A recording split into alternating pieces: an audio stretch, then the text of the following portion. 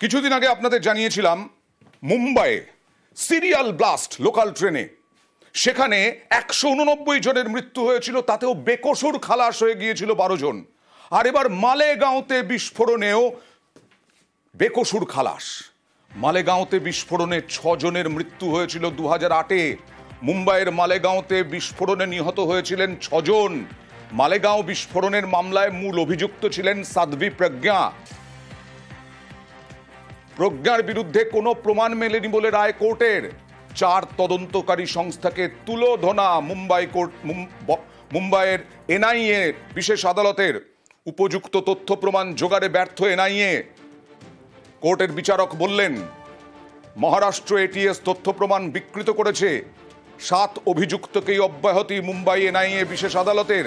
সাধ্বী প্রজ্ঞা, শ্রীকান্ত পুরোহিত clean chit কোর্টের।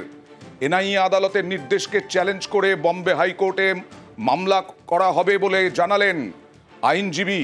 বিস্ফোরণে ব্যবহৃত বাইক প্রজ্ঞা ঠাকুরের কিনা প্রমাণ হয়নি। কর্নেল পুরোহিতের বাড়িতে বিস্ফোরক থাকার উল্লেখ রেকর্ডে নেই।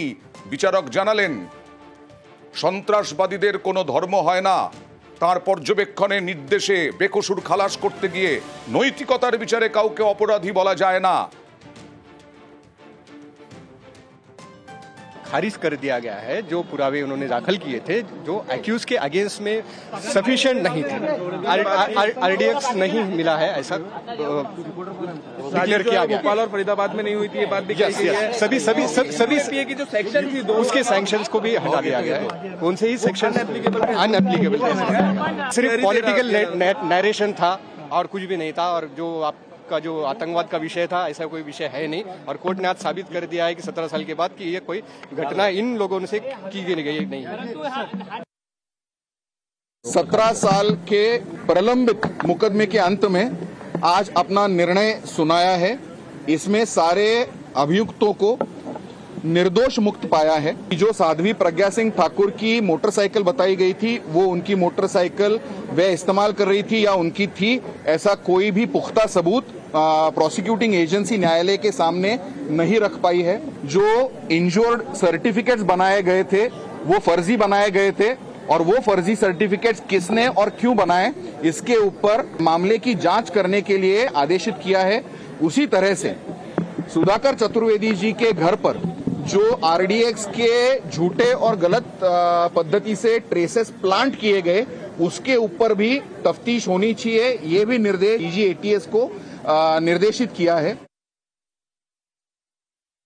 लेकिन कोर्ट ने यह कहते हुए ये भी कहा है कि ये जो 7 एक्यूज कोर्ट के सामने थे, इनके खिलाफ कोई भी स्ट्रांग एविडेंस जो चेन ऑफ सर्कमस्टेंस है वो प्रोड्यूस करने में प्रूव नहीं कर पाई। तो कोर्ट ने ये कहा कि अभिनव भारत का जो कनेक्शन प्रोसिक्यूशन ने जोड़ने की कोशिश किया है, तो अभिनव भारत जरूर था, उसके ऑफिस बेरर थे, लेकिन उसमें का कोई फंड यह टेरर एक्टिविटीज के लिए यूज किया है, ऐसा कोई प्रोसिक्यूशन प्रूव नहीं कर पाई, ऐसे कोर्ट ने कहा है। और इस इंसिडेंट की वजह से जो लोग गए हैं, जिनका नुकसान हुआ है विक्टिम्स का, वो डेफिनेटली पूरा नहीं हो सकता, भर के नहीं, लेकिन 2 लाख रुपए हर डिसीज के फैमिली को देने को कहा है, और हर इंजर्ड के फैमिली को 50,000 रुपए देने का कोर्ट ने डायरेक्शन दिया है।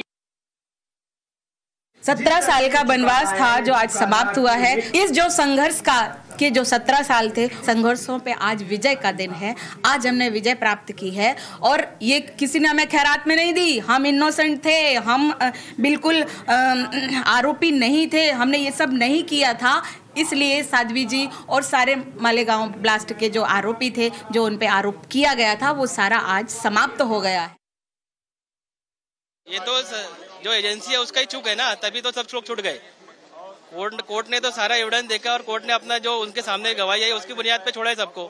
ये तो चूक एजेंसी को, विक्टिम का तो कोई चूक नहीं है, जो मरे उनका तो कोई चूक नहीं है। उन्होंने तो अपने जो विक्टिम थे उन्होंने गवाही दी, मालेगांव से आके बताया, अपने जख्म बताए, किसका हाथ कट गया, किसकी आंख फट गई, सब बताया। कोर्ट ने माना है कि ये लोग का बम ब्लास्ट हुआ था मालेगांव में, और इसीलिए उनको कॉम्पेंसेशन देने के लिए कोर्ट ने बोला है, और बेनिफिट डाउट दिया है कि उसको क्लियर एक्विटल नहीं दिया कोर्ट ने। We will see in high court will see judgement. देखो, ये बीजेपी कुछ भी कहे, अंत में कोर्ट का फैसला है और ये अपीलेबल है, इसका अपील जरूर करेंगे। It was a well calculated conspiracy of the Congress party for sheer vote bank politics. Party के राष्ट्रीय मंच से हम इस निर्णय का स्वागत करते हैं और ये कॉन्स्पिरेसी एक्सपोज हुई, धराशायी हुई, इस पर हमें संतोष भी है और खुशी भी है। आप सच्चाई को बहुत दिन तक नहीं झुठला सकते, बहुत दिन तक नहीं छुपा सकते।